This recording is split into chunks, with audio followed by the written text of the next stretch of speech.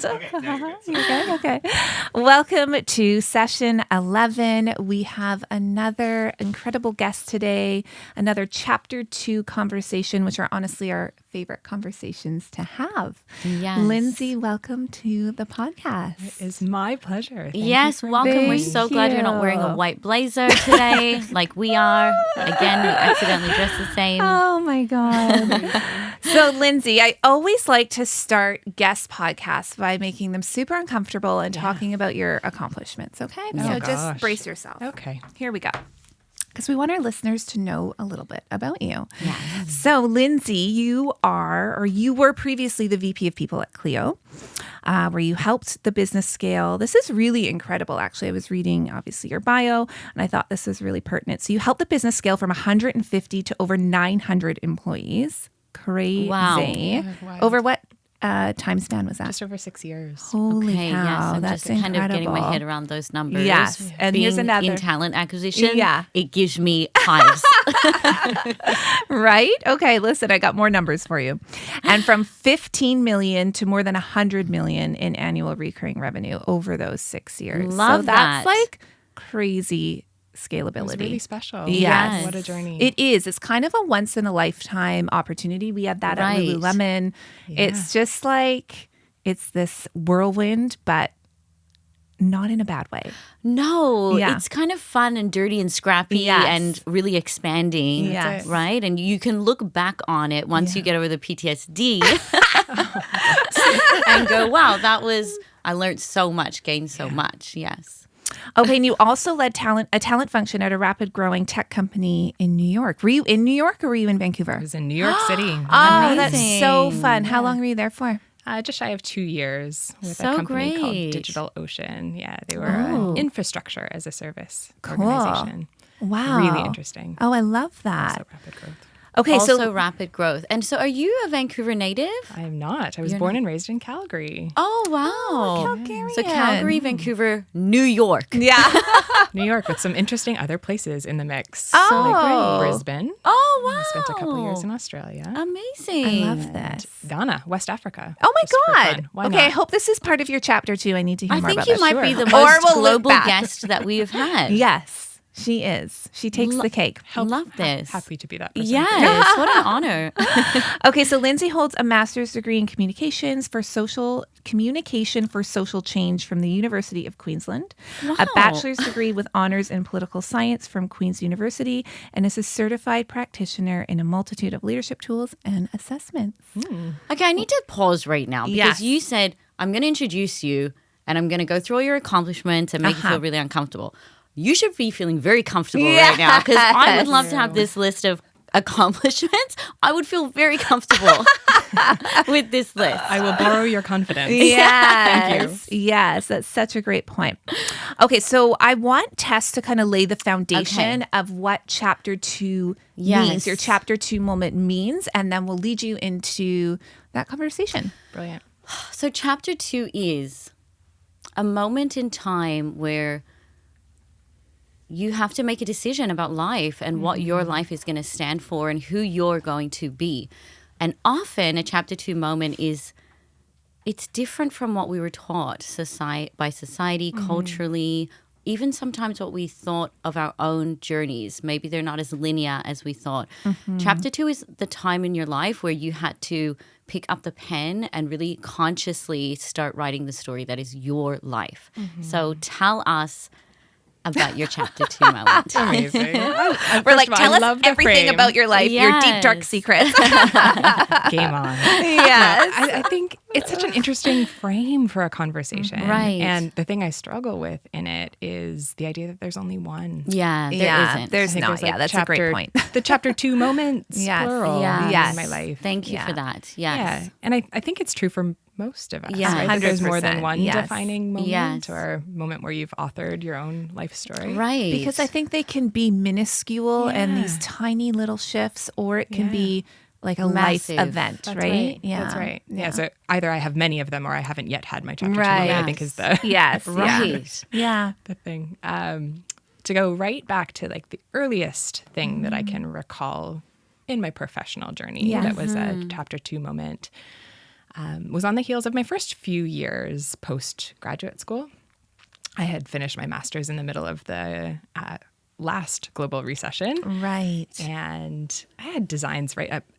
My master's program was communication for social change. Yes. So I thought that eventually I would work for like the World Food Program or the United Nations, or more locally like the David Suzuki Foundation. Yes. And I would run their PR and communications and marketing strategy. That was like dream job. Yes.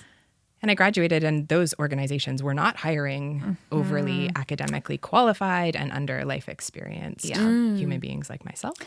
They were actively reducing headcount. Right. Yeah. And really, the only organizations that seemed to be hiring people like me were consulting firms. Right. Right. So I joined KPMG. Yeah. And they had this tiny little burgeoning people and change practice. It was headquartered nationally, but I joined their Vancouver office. We were a like small but mighty team of 3, and we did mostly like systems implementations for big companies all over North America. And it was kind of like an MBA in a can, right? Like I got to learn a lot about different organizational systems and kinds of like function and dysfunction. Right. And I became like casually obsessed with the way that leaders showed up in change. Right? Like you're bringing in a new ERP like SAP or systems like that, and you need to get your organization operating in a different way. So how do you as a leader make those changes? And what I realized is that a company like KPMG is successful because they work off of a global methodology. Yes. Like a set of templates that are tried and true. Wow. That have been generated by somebody in the US or in the UK, and the rest of the team is just there to help apply the same model to new opportunities around the world. And I think the change agent in me was saying like, I think change happens off the spreadsheet, right? It doesn't happen in a Gantt chart. It happens in the human to human moments. Yeah. So I found myself like feeling constrained, that feeling of like, I need to do this in a different way. Yes. And I went to the partner responsible and said, like, is there room for me to play? And her answer, with all the loving kindness in her heart, was like, not here. Yes. If you want to go and create that kind of change, thank you for the honesty. It's probably not here. Right. And she was wonderfully supportive and wanted me to stay. And they let me take some time away from KPMG on a sabbatical, and I moved to Ghana. Right. And I did a 6-month project that was a fellowship in behavioral change leadership. So it was a project team in the agricultural space. Wow. Where the project itself was funded by the Bill and Melinda Gates Foundation. And what the Gates Foundation had realized was that we had become like a hub and spoke model where the community, like the market in Ghana, had become dependent on that project for information, for resources, for insights, new ideas. And really what they needed to do was invert that model so that the market became more self-sufficient and dependent on itself rather than on foreign donations. So my job there was to go in and help the leadership of that project team think differently about their work. Right? Like think about themselves as systems thinkers and design thinkers and relationship builders and coaches. Right. Yeah. Which is such a powerful call to action. And for somebody like me who's passionate about culture and change, I really lit up at the idea of that challenge. Yes. The reality of the challenge, though, was totally different. Because I'm a white gal from Calgary. Yes. Right. And I was underexperienced and not part of that world in any way, shape, or form. And I was coming in with a whole bunch of models and ideology that fit a totally different system. Yeah. Layering on top of that, I was sick the entire time I was there. Oh, no. Like just, my body is not built to live in a mud hut with no running water. Oh, my gosh. and no electricity. Of course. Wow. So, Oh, you poor thing. How long were you there for? 6 months. And how did you find that opportunity? Like, I'm so curious how that came to you. I had been involved with Engineers Without Borders Okay. locally. Okay. And so it was Okay. through that network. And many fellows from Engineers Without Borders go over and stay for years, right? They thrive in the system. And for me, physically, it was not a thing.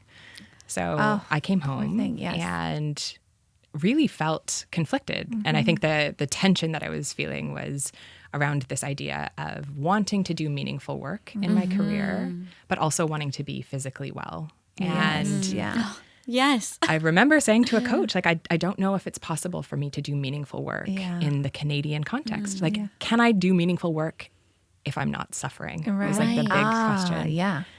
Which, looking back on it, is Of course. like a bit laughable, but at the time it felt so real. Yeah. Yes, Like, of how can I course. find this? Yeah. So I worked with an incredible coach, and she sent me on a series of personal learning and introspective exercises, which had me eventually land on the realization that the work that I needed to do in the world was connected to leadership development.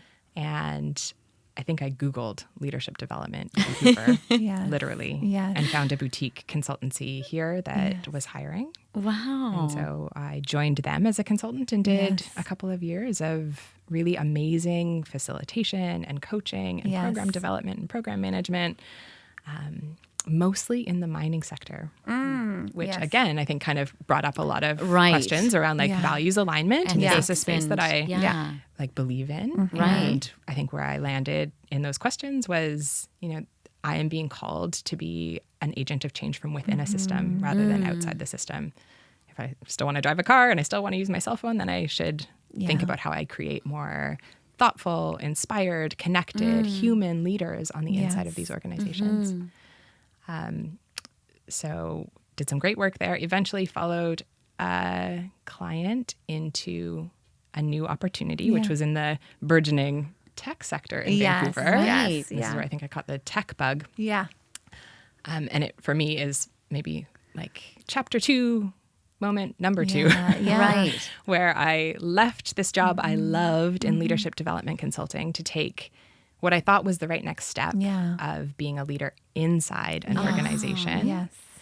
And on the very first day that I started that job, the woman who hired me lost her job. Oh my gosh. So you can imagine, right? Yeah. I Right. left this company that I'm finding a deep joy in my work and I'm learning and growing, to go into an organization where I don't really even understand what my remit is, and had the rug pulled, right? Right. Like, moment 1. Yes. And my very first phone call after receiving my termination paperwork 13 days later Oh my gosh. was to Andy Abelay, who is Okay, the yes. founder at the coaching studio. Yes. Wow. So yeah, very long story short. Yes. Right. She had built an incredible team Yes. around her in this new role at the organization that I joined. And when she was let go, the rest of us were also asked to kindly exit stage left. Wow. Wow. Which, talk about moments that you Yes. kind of can't anticipate. Right? No. I couldn't imagine that being. Thank you for sharing that, because I think that's a real thing that happens to people, and we don't often want to share those stories, right? Yeah. Because it's the rug is pulled out from under us, and it's so disorienting, and we put our worth into question, we put our ego into question, we put all these things into question, where this just actually just happens sometimes, you know? It sometimes just happens. Yeah. And I think there are many layers of Yes. like learning on Yes.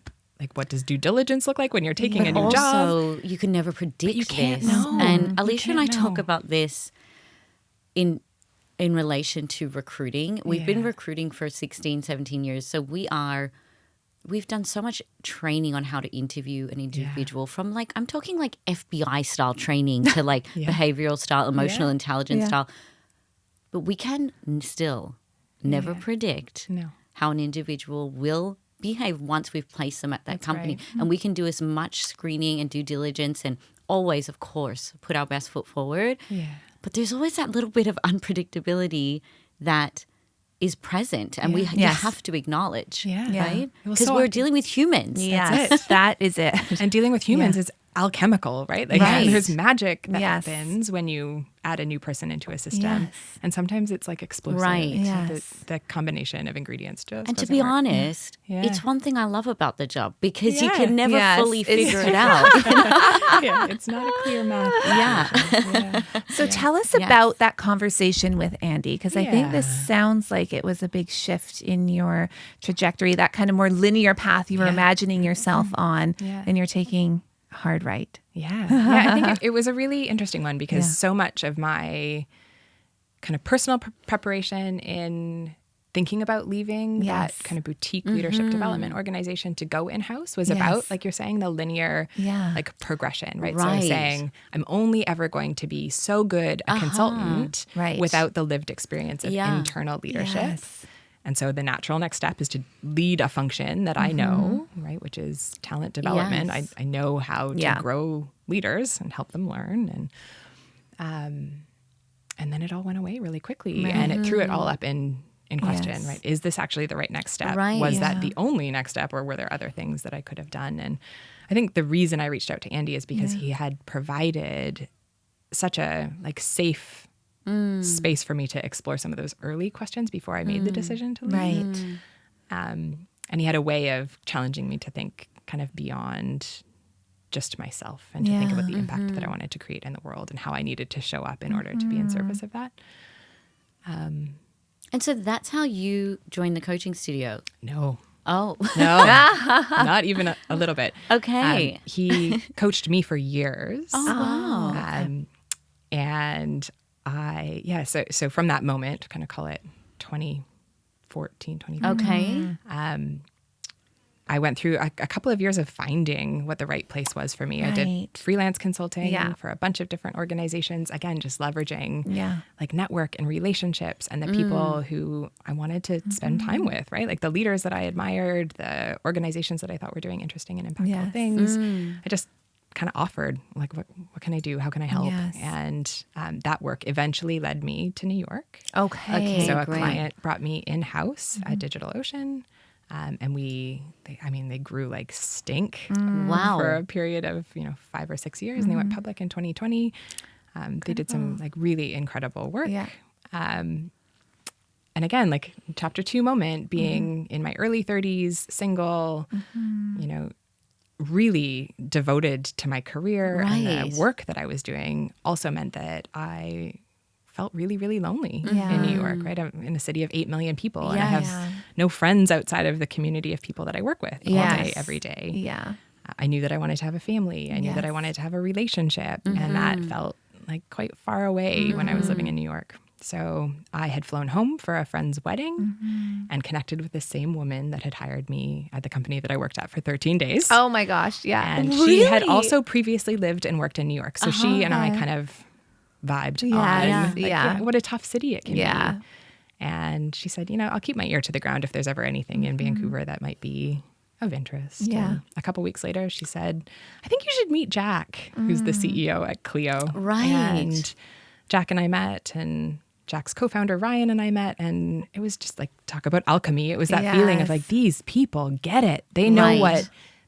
what human and high performing leadership looks like, right? They know Right. what they don't want, I think was really clear. And the idea of what they wanted was like fuzzy, and they knew that they needed somebody to help make it a little bit more crystalline and to build like systems and processes that would help bring that vision to life for Yes. them as they scaled. So I joined Clio. I moved home. I joined Clio. My husband had joined Clio 2 weeks before me. Oh, there we go. And like the kind of funny Yes. story is that same man was also my onboarding buddy in the job I had for 13 days. Oh, no way. So we So had you were meant to go there. That, Like, yes. there are things that happen. Where, like Yes. the universe is conspiring. I have full body shivers. Yeah, right? Yes. I really love this story. Yeah. I know. It was so cool. Like we were just talking about this in our previous recording, like that non-linear path that But none you of us went there want to take, Yeah. and we're annoyed For or 13 upset days or and lonely. met two very key people Yes. in your life. Yeah. Like, Yes, Yes, exactly, exactly. right? It was all the building blocks. We often say, Yeah. right, you can't connect the dots looking Yeah. forward. Right. But in the rear view mirror, like Yeah. everything Yes. makes Wow. sense. that's right? really great. Yeah. Beautiful. Yeah. Yeah. So anyway, very long story Hopeful. short. Spent 6-ish years at Clio. Yes. I've also had 2 babies in the last year. Wow. So there was this. I'm sorry, not- in the last no, year? No. Definitely not in the last year. It feels like that someday. Yes, Last yeah. 3 years. 3 years, that's right. 2 babies in 3 Yeah, years. yeah. And I think it's forced a more recent chapter to Right. for me around Yes. like what this next chapter of my career needs to look like. Yes. Yes. And even parenthood is a chapter 2 in itself. Oh my gosh. Universally, Ever. right? Yeah. Yes. I've been mentioned this story on our podcast or to Alisha, but on my 2 mat leaves, I did more personal development than in any other time of my life. Yes. You know? Yes.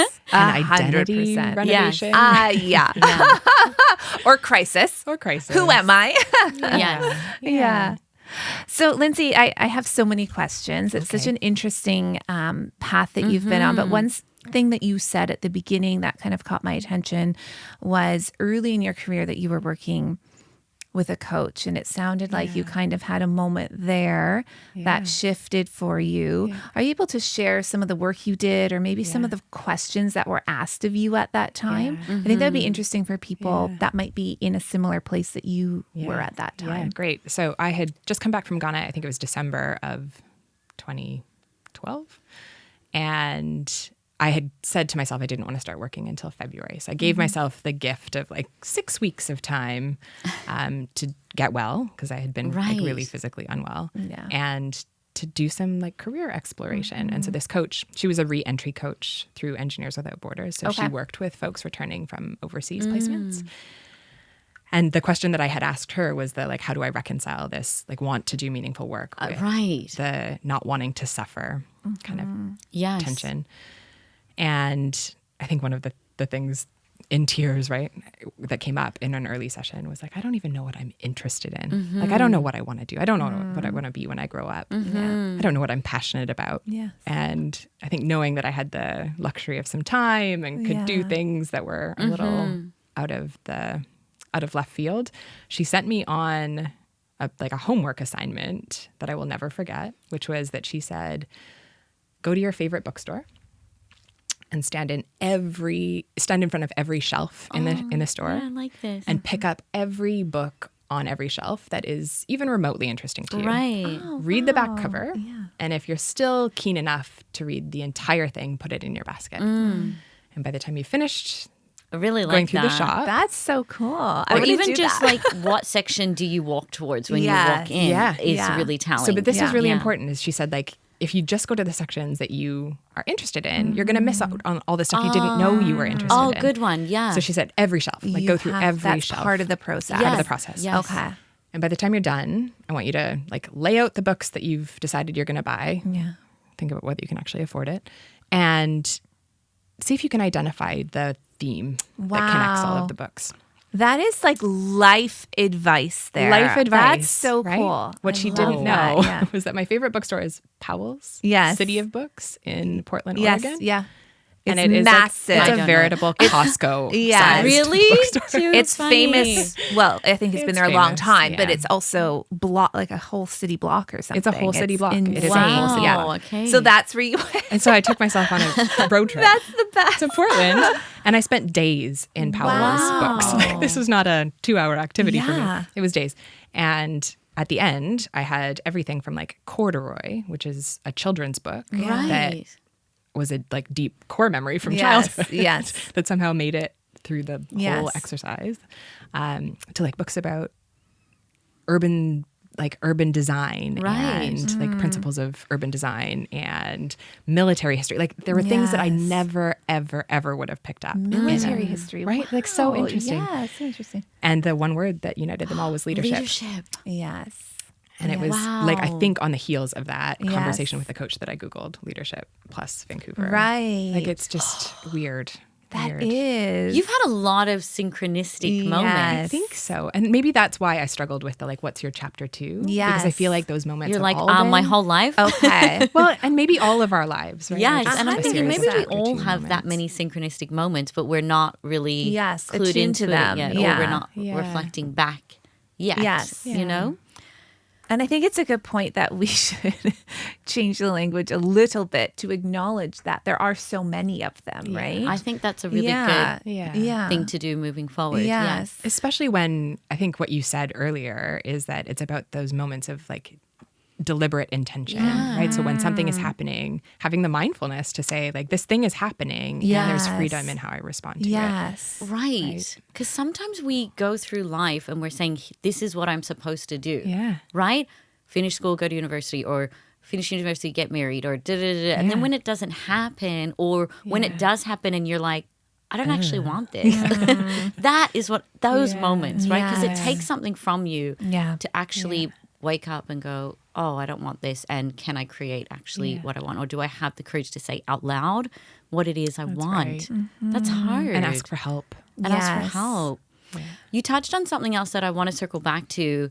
You know, at that moment, you were finding it hard to reconcile meaningful work and what you were going to do next.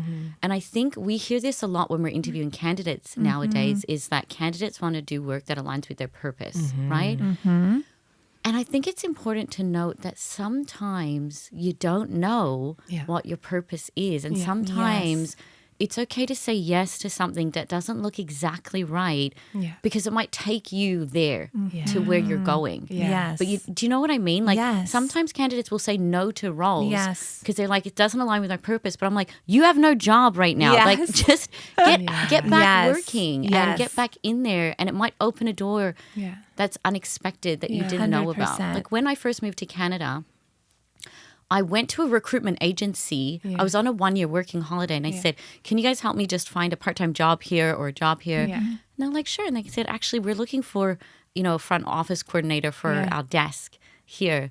Do you want to do that? And I was like, absolutely. And on my second day, I was like, what are they doing out there? She said, they're recruiters. I'm like, what is that? Tell me more. I said, because I'm watching them. I'm pretty sure I can do that. And then 18 years later, this is my career. But I didn't even know a recruiter was a job. I did not know that either. So we have that in common as running a recruitment agency. Totally, right? So just don't be afraid to take those little... I think that's such a great point. And I feel the exact same way. And I also feel like saying yes to things and not knowing the exact linear path or that exact connection, it might not also always come from that job, that your sense of purpose or your passion, right? And but what we talk about a lot is finding elements of a job that have some meaning or connection, right? It might not be everything, but you can always pull pieces that are going to light you up, right? And then you don't know where that's going to lead you. The shift for me is from like capital P purpose, which is like my purpose in life is to affect change in climate change or to like solve for world peace. Like that's capital P purpose. So clear.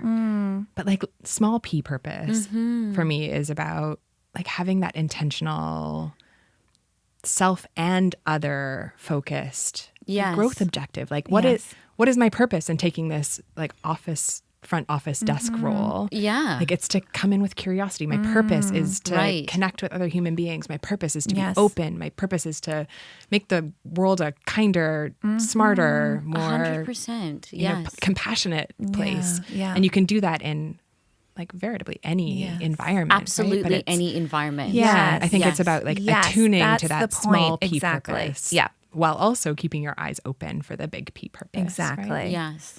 Yeah. So I'm so curious. I'm very invested in your career path at this point. And this might be another synchronistic. Is that You a word? got it. Moment, because you mentioned that you had Andy as a coach, and then you went to this incredible high growth tech company where you were having your learned in-house experience, right? Yes. And then how did you make that connection back to Andy? Great question. So Andy, founder, Stephanie is our president. Stephanie and I were peers at that leadership development firm that we worked at a lifetime ago. Stephanie and I became like dear friends, and our friendship has sustained that entire journey in the background. So when I was living and working in New York, she would often be a person that I would call for advice, sounding board, the ear to cry into. And Andy was a coach. So he coached me pretty much through the entire journey as a like one-to-one executive coach. Right. When I moved back to take the job at Clio, we hired the coaching studio to be our vendor for executive team development. So they did all of our team optimization work at the executive level. And because of that, Andy and Steph and the wider coaching studio team were pretty plugged into the work we were doing organizationally in terms of culture and people development. During my last maternity leave, I think I was reckoning with some big questions about what I wanted to be true on the other side. We know we're only having 2 children, and so this was not like coming back for a purgatorial stint before another mat leave. It was like, whatever I'm coming back to with like indefinite commitment. And so I did a bit of soul searching, and Natalie was a wonderful like friend and peer and supporter in that process. And I think probably around November, December of last year, I started to like realize that going back to that role at the stage of growth that Clio is at right now, with the demands of leading an HR function, especially on the employee relations and people business partnership side, would require of me like an emotional fuel tank or resource that I have, but that I also want to give to my babies. And I really felt at a crossroads in my career in terms of, do I continue on this path of like growth and learning and, evolving with the company as it moves into its next chapter, which is a really exciting chapter?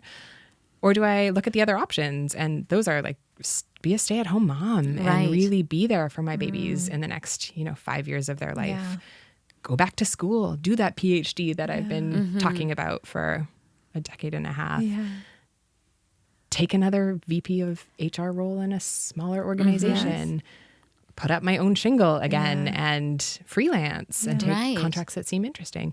So there were a whole bunch of kind of paths that were available. And frankly, I think all of them kind of left me feeling a bit flat. And I had a conversation with Steph, and I had a conversation with Andy, and they both know me at this point so well that I think they probably knew better than I did about what I actually needed. And Andy, they're like prepping the paperwork. Totally, right? Andy thoughtfully said, right, like, I don't want you to come back and do, a day or 2 a week of facilitation and coaching. You've done that work. What I need from you is like an elevated perspective on leadership that leverages the fact that you now have a decade's worth of functional people leadership skill and an empathy for what it looks like and feels like to be in people leadership. And leverage all of that to help us grow our impact, right? Help us move into new organizations, find new partners. So great. Because even the life experience that you've had, and you so kindly shared about being at crossroads, experiencing being alone in a big city and what that felt like, parenthood or searching for the one. Oh, I always want my like HR leader or my coach to have gone through some shit. You know, like I really desperately want them to. Or my therapist. Like I really want to know, tell me you've walked these hard roads before. Tell me it's been hard. Because you can just coach from a totally different space, you know? Well, it's feeling really truly seen right, and understood in a different way. Even if it's not about advice giving, it's about like resonance, right? Yeah. So I think that piece was really important to me. Like building on the foundation of this work that I've done as a functional leader. And having it not stop there, right? The 2 other pieces for me in this new role are really what makes it exciting. It's the like thought leadership, and that's bi-directional, right? It's thinking about like what are the biggest thinkers, the brightest thinkers in industry doing that we should be integrating into our practices. So that's your current role. Great. Yeah, it's part like relationship building and business development. It's part thought leadership. So pulling in the best and next practice, but also shining a light on the things that we are doing at the coaching studio that are best and next practice. As a like marketing so I have brand. A question. So you went like at the start of your story, I think it might have been 15 years ago, you said you Googled leadership development. There was one company and you called them. But now we've seen the pendulum swing the other way, okay? So there's so many leadership development companies. And now corporate companies are investing in this department and their leaders' ongoing development. Why do you think that is? Like, what has the shift been? Yeah, great question. And to be clear, it wasn't the only company. Okay. It was just the top of the list. It was like the first search result. Fewer though, for sure. Yes. I think it's a bit of a chapter 2 moment in like the wider consciousness, right? Like I think even a couple of decades ago, leadership had a different shape than it does today, right? And maybe that's partially generational. Maybe that has something to do with the way that the world of work has evolved. Yeah. Maybe it has something to do with the pandemic. There are lots of things that have happened in the last 20 or 30 years that have changed the way that organizations think about leadership and invest in their leaders. And I think, you know, where 10 years ago, it was like really innovative to have like a leadership development program. It became part of like the mystique and the draw for employees. That's to so come and work. totally Now did, it's table stakes. Yes. Like you need to have it. An expectation. And it, I think, is, you know, you'd be hard pressed to find a bigger organization that doesn't have something already. Smaller organizations, I think, still need to find a way to like build that into who and how they operate, who they are and how they operate. But the organizations that 10 years ago were on the leading edge are now saying there's got to be something else. And that's where I think taking this intermission from leadership development to do some work internally, to return to it now has afforded me a kind of cool perspective on what's actually needed and actually useful. What is it? I know. I think it has something to do with like dynamic teams, right? About the fact that like it's no longer getting all of the people who have manager in their title in a room together to spend 9 months learning everything that there is to learn about management, right? Like leading self and leading others and making decisions, and delegate, right? Like it's not that anymore. Right. Now it's about getting a group of people who may or may not be at the same level and may or may not have the same functional responsibilities that in many ways have like conflicting priorities and conflicting definitions of success. Thought and exactly. Diversity of thought, diversity of perspective.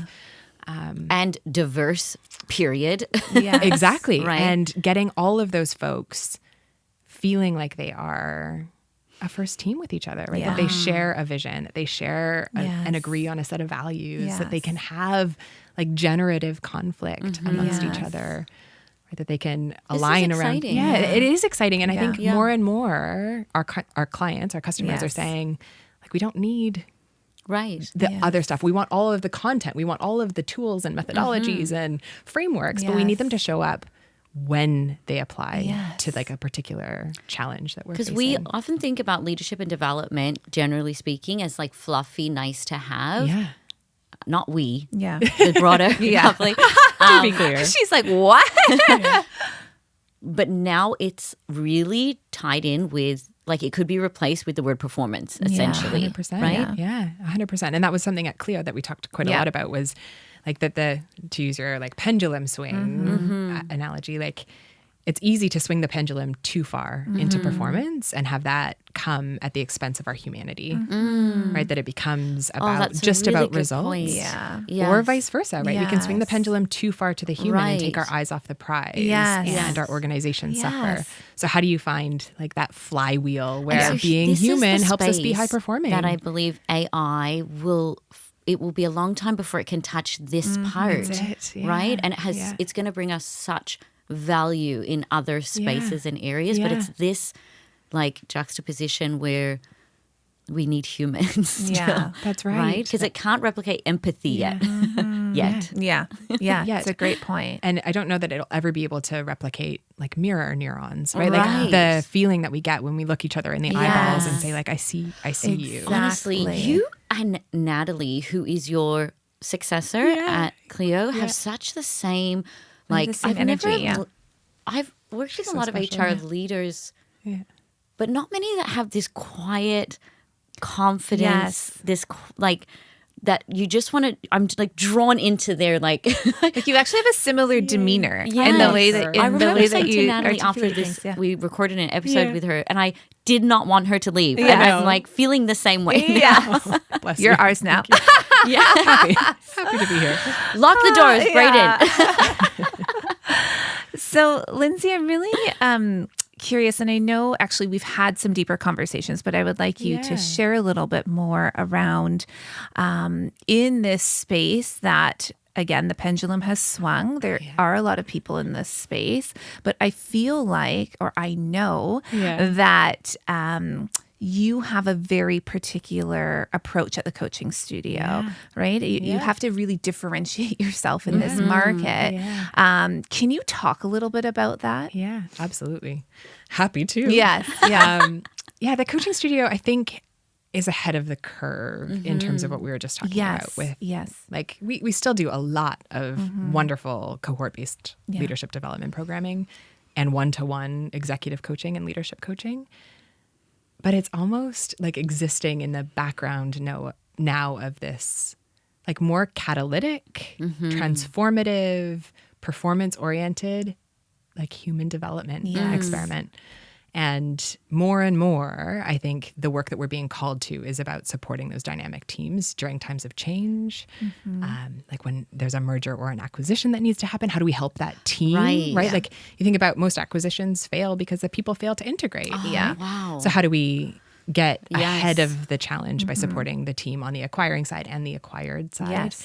We're doing some really amazing work with public-private partnerships. So you can imagine like an engineering consulting firm and a municipality and a construction organization that need to come together where historically like really different motivations, really different risk profiles, really different like personality types involved in all those organizations and really different stakeholders. Right? The stakeholders for a city are the citizens, the taxpayers. They are different stakeholders than the construction team is working with or the engineering consultants and architects, right? So I think the work that we are doing that's differentiating us is that like integration work, the work that brings those folks together, helps them look each other in the eyeballs and say, we share an objective, we share a why. Right. Our big P, like capital P purpose is the same for the duration of this project. And we like know and understand each other's lowercase p too, right? Like who am I? How do I show up? What are my unique strengths that are going to be in service of this project's success? How can I help you deepen yours, right? That it's like, I keep saying alchemical, but it feels like there's real like alchemy work that we're doing. Yes. Shifting. I'll tell you what it's not. It's not L&D in a box. Oh God, no. And right? And that is so prominent, I feel like, when we're moving in this direction where it's like, you have to have something implemented in your business, right? Well, it's off the shelf. It's easy, right? It's the like, oh, I know I want my team to get better at feedback, and there's a module that I can buy that is going to totally the thing that it says on the back is that this will make my organization better at feedback. But that's not how it works. And do you still do executive coaching, or do people at the coaching studio do that still? 100%. Yes, and I think that work in and of itself is life changing. Like, are you an executive coach? Can people hire you? No. Okay. No. Dang. I'm not a good coach. You? I'm not a good coach.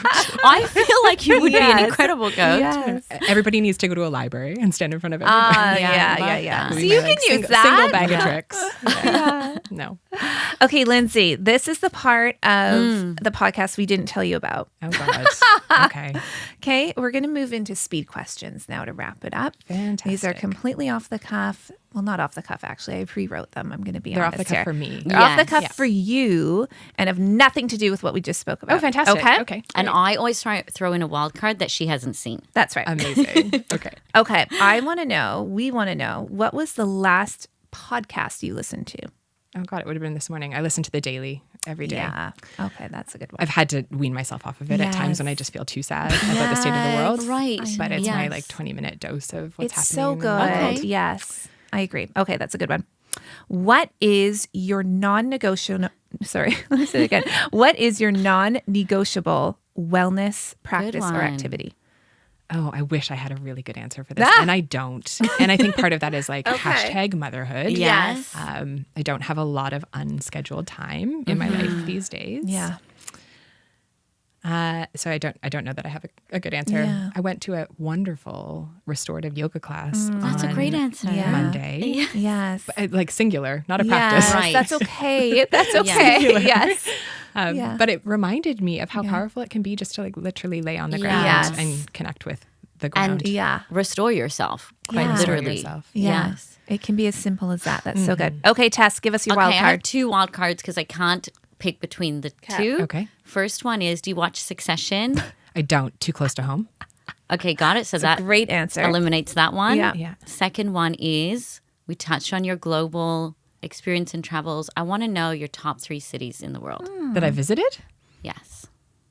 New York, London, and Melbourne. I'm a Melbourne girl. Are you? That's my hometown. Right you to didn't the know heart. that. Wonderful. Thank I didn't you. know that. Love that. didn't know So good. So glad I asked for the 3 and not just the 1. That's right. Yeah, That's right. exactly. Yes. Okay. Amazing. Lyndsey, thank you for being here. Lyndsey, this was and sharing incredible. that. There were just so many like tangible, practical tips, tools that will be so helpful. I literally want to go to a bookstore after this. Yes. Please do. And like support a local independent bookstore. Yes. Yes. Okay, that's a good point too. Yeah. Don't browse Amazon. Yeah. Okay. Yes. What does Hot it say tip. about me that I would go straight for the murder section? Separate podcast. Yes, separate podcast, and we have touched Okay, on fair. this before. Okay, fair. Amazing. Fair. Straight for the murder section. Thank you, again. Lyndsey. My pleasure. Yes. Thank you. So good. Brayden, I That's just realized, I just want to record one line because when I introduced you, I went right into your previous work. I didn't actually say what your current title is. Oh, great. Yeah. And where you work. Okay. So I'm just going to record one line, Brayden, if you could stick it at the beginning of my intro of her. Yeah. Does that make sense? Yeah. Okay. So Lyndsey is the EVP. No, I'm going to say the full words. Lyndsey is the executive vice president at the Coaching Studio, an award-winning leadership development company. And previously, Is that okay? Yeah. Okay. Amazing. That was so good. This was Thank like you. incredible. I was so sweaty and nervous. So I got really sweaty too. I think, at all I don't know if it's this You did so blazer, great. this white blazer I'm wearing. I'm so excited for this episode to come out. I know it was really good. Yeah. And I think